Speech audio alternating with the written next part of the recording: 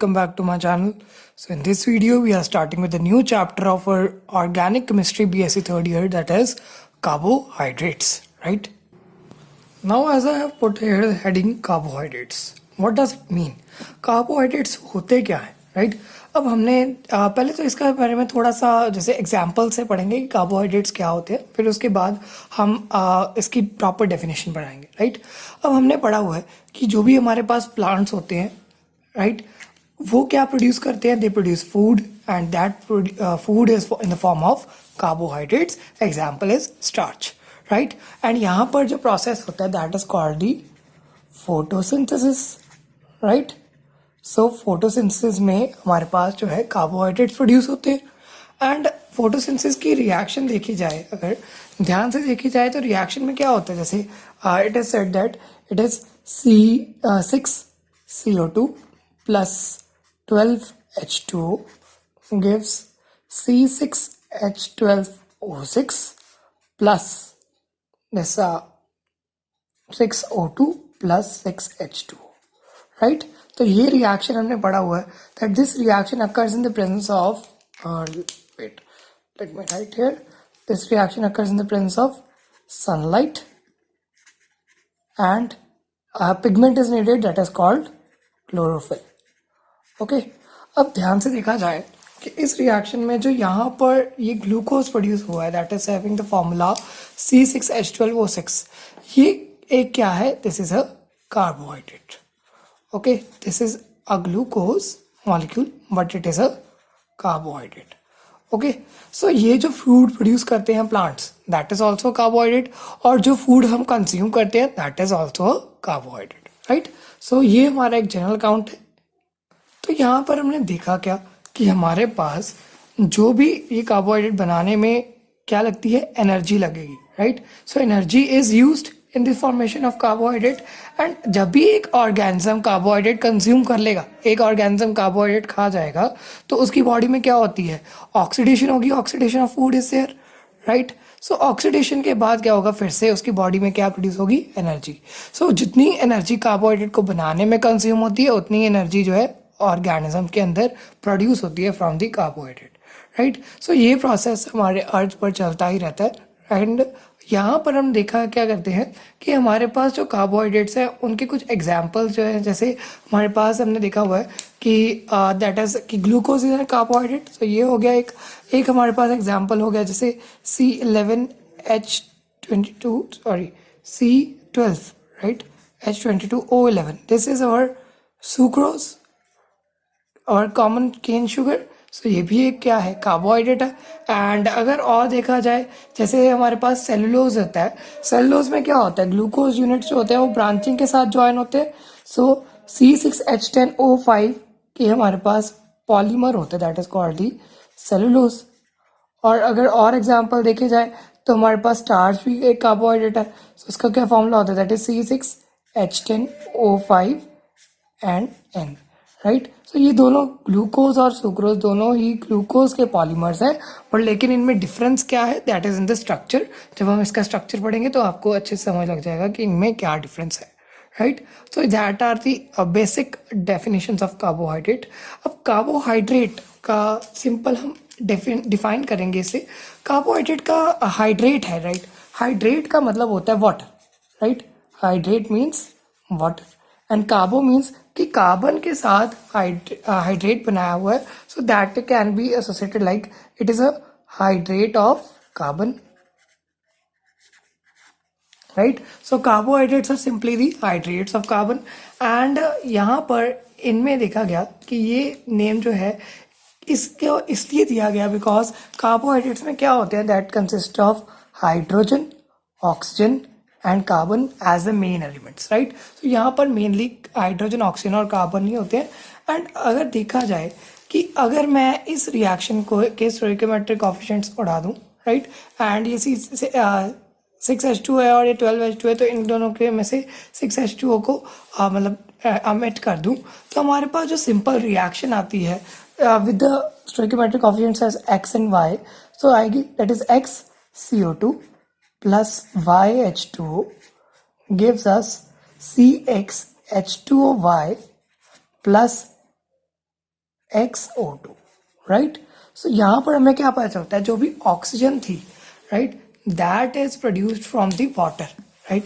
अब इसके बारे में थोड़ा सा और डिस्कस करेंगे, पर लेकिन यहाँ पर एक बात याद रख लीजिए कि अगर हम रिएक्शन दिख रहे हैं जनरल, तो इसमें हमारी ऑक्सीजन जो है शो होगी कि हमारी कार्बन डाइऑक्साइड से ही ऑक्सीजन आ रही है, बट लेकिन असल में ऐसा नहीं होता. बायोलॉजी के स्टूडेंट्स को पता होता है कि हमारे पास जो ऑक्सीजन होती है that comes from the water, because इसमें बहुत सारा जो हमने बायोमोलिक्यूल का चैप्टर पढ़ा होता है बायो में, तो उसमें काफ़ी डिस्क्रिप्शन दी जाती है. एंड जो फोटोसिंथेसिस का चैप्टर था +1 बायोलॉजी में, उसमें भी आपको काफ़ी इसकी डिस्क्रिप्शन दी गई थी कि ये कैसे ऑक्सीजन प्रोड्यूस होती है, कौन से साइंटिस्ट ने क्या क्या कॉन्ट्रीब्यूशन दिए, राइट. तो यहाँ पर इस रिएक्शन को देखते हुए हम एक जनरल फॉर्मूला निकाल सकते हैं कार्बोहाइड्रेट्स का. तो एक जनरल फॉर्मूला क्या बन जाता है, this is the general formula of carbohydrate, right. अगर हम देखें कि इसमें कोई भी एक्स एंड वाई की वैल्यूज पुट करें तो हमारे पास जो है कार्बोहाइड्रेट बन जाते हैं. अगर मैं यहाँ पर जैसे एक्स को 6 पुट करूँ और वाई को भी 6 पुट कर दूँ तो हमारे पास सिंपली ग्लूकोज मॉलिक्यूल आ जाएगा, राइट. तो इसी तरीके से हमारे पास कार्बोहाइड्रेट्स के फॉर्मूले बनते हैं. बट लेकिन देखा गया क्या कि ये जो डेफिनेशन है, ये जो जनरल फॉर्मूला है, it was not every time successful. ये हर बार सक्सेसफुल नहीं हुआ. इसमें कुछ एनोमैलीज थी, राइट, कुछ ड्रॉबैक्स थे. सो फर्स्ट ड्रॉबैक क्या देखा गया, जैसे हमारे पास कुछ कंपाउंड्स होते हैं लाइक रैमनोज, जिसका फॉर्मूला होता है C6H12O5, राइट. एंड हमारे पास एक होता है रैमनो हेक्सोस, इसका फॉर्मूला होता है C7H14O6. तो ये दोनों फॉर्मूले वाले जो हैं कार्बोहाइड्रेट्स हैं, these are the carbohydrates. So ये हमारा एक फर्स्ट ड्रॉबैक है that some carbohydrates with the formula like this example these are not fitting into that general formula. So ये जनरल फॉर्मूला में तो आए नहीं, तो इस वजह से ये यहाँ पर ये डेफिनेशन फेल होगी, राइट. एंड अगर सेकंड रीज़न देखा जाए, सेकंड रीज़न क्या कहता है कि हमारे पास कुछ ऐसे कंपाउंड्स हैं जो कि इस फॉर्मूला में फिट हो रहे हैं but that are not carbohydrates. जैसे हमारे पास क्या होता है फॉर्मल्डिहाइड, जिसका फॉर्मूला होता है HCHO. इसे मैं सिंपली CH2O लिख सकता हूँ, तो CH2O तो इसमें फिट हो रहा है. और अगर मैं देखूँ लाइक एसिटिक एसिड, तो वो भी हमारा जैसे CH3COOH होता है, so it can B general formula, right, C3H4O2, तो ये भी इसमें फिट हो रहा है. तो देखा क्या गया कि अगर कुछ कंपाउंड ऐसे भी हैं जो कि इस फॉर्मूला में फिट हो रहे हैं बट लेकिन ये जो है कार्बोहाइड्रेट नहीं है.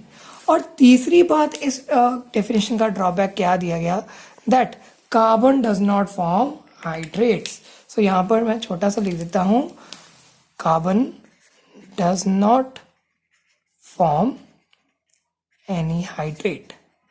कार्बन तो हाइड्रेट बनाता ही नहीं है. तो अगर कार्बन तो हाइड्रेट बनाएगा नहीं तो ये फॉर्मूला भी तब भी फेल हो जाता है. सो ये वाली डेफिनेशन जो है फेल हो गई थी. तो इसके बाद अब कार्बोहाइड्रेट्स तो फिर भी अभी भी टर्म चल रही है, तो कार्बोहाइड्रेट्स का जनरल एक डेफिनेशन दिया गया, right, that was given by the new scientist. तो इसको नाम दिया गया that it is a modern definition, right. ये थी हमारी एक मॉडर्न डेफिनेशन. तो मॉडर्न डेफिनेशन को अगर मैं लिखूं तो मॉडर्न डेफिनेशन क्या कहती है, that a carbohydrate is a polyhydroxy aldehyde. Carbohydrate क्या है, that is a polyhydroxy aldehyde, मतलब इसके पास बहुत सारे OH ग्रुप्स हैं और इसके पास एक एल्डिहाइड ग्रुप भी है. जैसे ये फिट होता है ग्लूकोज के लिए, बट लेकिन इसके अलावा और इट इज पॉलीहाइड्रोक्सी कीटोन. सो ये carbohydrates can be polyhydroxy ketones also, और simply a substance that will give rise to such compounds on hydrolysis. So ये क्या है हमारी मॉडर्न डेफिनेशन कि अगर एक कंपाउंड ऐसा हो जो कि ऐसे कंपाउंड्स पॉलीहाइड्रोक्सी एल्डिहाइड या पॉलीहाइड्रोक्सी कीटोन्स बनाए, तो that compound is called our carbohydrate, right. So ये हमारी क्या होगी, this is our modern definition. So मैं इसके ऊपर छोटा सा हेडिंग दे देता हूँ, दैट इज मॉडर्न डेफिनेशन. आप देखो, मैं अब आई विल मेक श्योर कि यहाँ पर अनइंटरप्टेड वीडियोस आती रहें इस चैप्टर की. तो इस चैप्टर की रोज आपने वीडियोस वॉच करनी है मेरे चैनल पर, एंड ध्यान रखना है कि इसके प्रॉपर नोट्स भी बनाए जाए. एंड दूसरी बात, जो भी आपको प्रॉब्लम आती है आप कमेंट सेक्शन में मेंशन कर सकते हैं. And do subscribe to channel, ताकि मैं आपको इसी तरीके की और वीडियोस प्रोवाइड करता रहूँ, राइट. तो ये हमने देख लिया कि कार्बोहाइड्रेट्स इस तरीके के कंपाउंड्स होते हैं. अब कार्बोहाइड्रेट जो होते हैं उसमें कौन सी लिंकेज होती है, that is called the hemi acetal और एसिटल लिंकेज. सो ये छोटा सा पॉइंट है हमारा कि कार्बोहाइड्रेट्स में दे फॉर्म हेमी एसिटल्स और there is acetal linkage. So ये कई बार क्वेश्चन आता है कार्बोहाइड्रेट्स में बॉन्ड फॉर्म कौन से होते हैं. मतलब देखो, दो ग्लूकोज के बीच में बॉन्ड फॉर्म होता है ग्लाइकोसिडिक बॉन्ड, दो शुगर्स के बीच में ग्लाइकोसिडिक बॉन्ड होता है, पर लेकिन इटसेल्फ एक कार्बोहाइड्रेट के अंदर कौन से बॉन्ड्स होते हैं, that is acetal linkage, right. और कार्बोहाइड्रेट्स जो है इनकी एक मॉडर्न टर्म भी दी गई, and that modern term is that they are known as saccharides. So carbohydrates को सैकराइड्स भी आजकल के ज़माने में कहा जाता है. इसी तरीके से कार्बोहाइड्रेट जो होते हैं, ये सैकराइड्स में क्या होता है, एटलीस्ट एक कार्बन एटम जो है that is chiral. So C for carbohydrate, C for chiral. So carbohydrates में at least one carbon is chiral, right. ये भी आपने बात याद रखनी है. अब नेक्स्ट हम डिस्कस करते हैं इनकी क्लासिफिकेशन, राइट. तो मैं यहाँ पर पेज टर्न करूंगा, जस्ट वेट अ सेकेंड. देखो फ्रेंड्स, हम क्लासिफिकेशन करने वाले हैं कार्बोहाइड्रेट्स की. तो कार्बोहाइड्रेट्स में हमने देखा क्या कि कार्बोहाइड्रेट्स जो है वो या तो शुगर्स हो सकते हैं या फिर नॉन शुगर्स हो सकते हैं. सो शुगर्स कौन से सब्सटेंसेस होते हैं, फर्स्ट हम एक लेमन से क्लासिफिकेशन करते थे, दैट इज शुगर्स, एंड एक होती थी non sugars. Okay, so sugars जो सब्सटेंसेस हैं that are crystalline and water soluble and sweet, right. So इनके मेन कैरेक्टरिस्टिक्स क्या है, sweet, crystalline and water soluble. Okay, तो ये हमारी जो है एक क्लासिफिकेशन हो गई शुगर्स की. सो इसमें एग्जांपल आता है जैसे ग्लूकोज हो गया, फ्रक्टोज हो गया और केन शुगर हो गया. So write on page that is having example glucose, fructose and cane sugar. Okay, अब नॉन जो होते हैं sugars that include starch, cellulose, right. Starch, cellulose जैसे होते हैं, ये स्वीट नहीं होते. So these are tasteless. ये क्या है, टेस्टलेस, एंड क्रिस्टलाइन नहीं है, अमॉर्फस है, एंड वाटर में इनसॉल्युबल है. सो इनसॉल्युबल इन वाटर जो होंगे that are non sugars. Okay, so I think आपको शुगर्स के बारे में अच्छे से पता चल गया. अब ये एक हमारी प्रीवियस क्लासिफिकेशन थी. अब जो मॉडर्न डे क्लासिफिकेशन है वो क्या कहती है कि हम क्लासीफाई कैसे करेंगे कार्बोहाइड्रेट्स को, on the basis of their behaviour towards hydrolysis. कि हाइड्रोलिसिस करने पर, मतलब वाटर ऐड करने पर क्या प्रोडक्ट्स यील्ड होंगे. सो इसमें पहली हमारी कैटेगरी आती है दैट इज मोनोसैकेराइड्स, राइट. तो मोनोसैकेराइड्स में देखा गया कि ये सिंपलेस्ट कार्बोहाइड्रेट्स हैं and these can not be hydrolysed further, right. So इनकी और हाइड्रोलिसिस करके इनके कोई प्रोडक्ट्स नहीं आ सकते. सो यहाँ पर सिंपल लिखते हैं can not be hydrolysed into smaller products. So ये आप थोड़ा थोड़ा लिख दीजिए, राइट. सो मोनोसैकेराइड्स हो गए हमारी फर्स्ट कैटेगरी. एंड इनमें देखा क्या गया कि जब हमारे पास एक मोनोसैकेराइड है तो उसकी भी दो टाइप्स हो सकती हैं. कौन सी कि it can be a aldose, जिसमें कि हमारे पास एल्डिहाइड ग्रुप लगा हुआ है, और it can be a ketose, जिसमें हमारे पास एक कीटोन ग्रुप लगा हुआ है. So it can be also classification, right. And aldose की भी क्लासिफिकेशन आगे आती है. जैसे अगर 3 कार्बन वाला है तो एल्डो ट्रायोज, 4 कार्बन वाला है तो एल्डो टेट्रोज, 5 वाला पेंटोज और 6 वाला एल्डो हेक्सोज. इसी तरीके की कीटोज में भी आता है keto triose, keto tetrose, keto pentose and keto hexose. So ये आप इसको अच्छे से कर सकते हैं, राइट। ज़्यादा इतना डीप जाने की जरूरत नहीं है, पर लेकिन आपके लेवल पर हमें ये पता होना चाहिए कि मोनोसेक्राइड्स होते क्या है, एंड जो मोस्ट नेचुरली अकरिंग मोनोसेक्राइड्स है वो कौन से होते हैं, दैट आर पेंटोसिस और हेक्सोसिस। सो ये आपने याद रखना है कि चाहे वो कीटो हो चाहे एल्डो हो, बट हमने इस चैप्टर में क्या स्टडी करना है, अबाउट पेंटोसिस एंड हेक्सोसिस। ओके, सो ये दो हमने कार्बोहाइड्रेट्स इस चैप्टर में स्टडी करने हैं। सेकेंड जो होता है हमारे पास classification, that is oligosaccharides. What are oligosaccharides? अब ये जो है सब्सटेंसेस, इनमें क्या होगा कि ये वाले सब्सटेंसेस जो है it can be broken, right, ये ब्रोक कर सकते हैं, एंड इनकी हाइड्रोलिसिस करने पर हमारे पास 2 या 2 से ज़्यादा till 9 monosaccharides can be obtained. So on hydrolysis they yield 2 to 9 monosaccharides, right? So 2 to 9 monosaccharides दे सकते हैं जनरली। जहाँ पर जो है जो है हमारे पास हेक्सोसिस आते हैं on the yielding, right. And इनकी जो है दे कैन बी, जैसे डाइसैकेराइड्स भी हो सकते हैं इनकी कैटेगरी, डाइसैकेराइड्स, और जैसे ट्राइसैकेराइड्स भी हो सकता है। मैं अभी आपको थोड़े थोड़े एग्जांपल्स इनके बता देता हूँ, जैसे टेट्रासैकेराइड्स हो जाती है।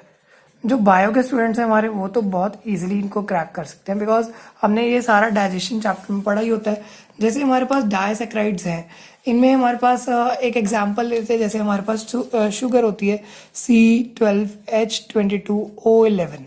सो ये शुगर जो है it can be sucrose, lactose, maltose, right. So यहाँ पर डाइसैकेराइड्स के एग्जांपल लिख लीजिए, ये फॉर्मूला होगा, एंड कौन से हैं, lactose, sucrose and maltose.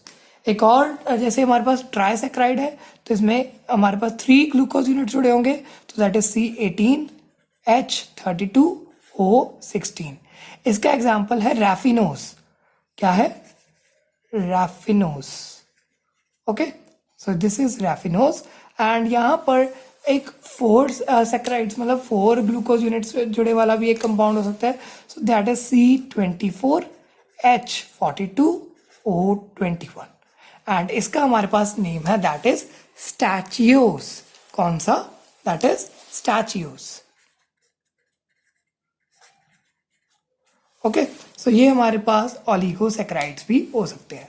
And next category we are having is the polysaccharides, right. So ये हमारी थर्ड कैटेगरी है, that is polysaccharides.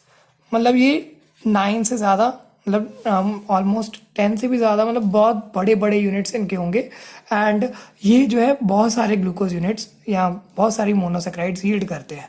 So these are, poly means many and saccharides mean many unit join together. So इनका simple लिख सकते हैं that it gives a large number of monosaccharide unit on hydrolysis. So ये आप खुद से लिख सकते हैं। इसका एक एग्जांपल देता हूँ, जैसे हमारे पास अभी हमने पढ़ा था सेलुलोज।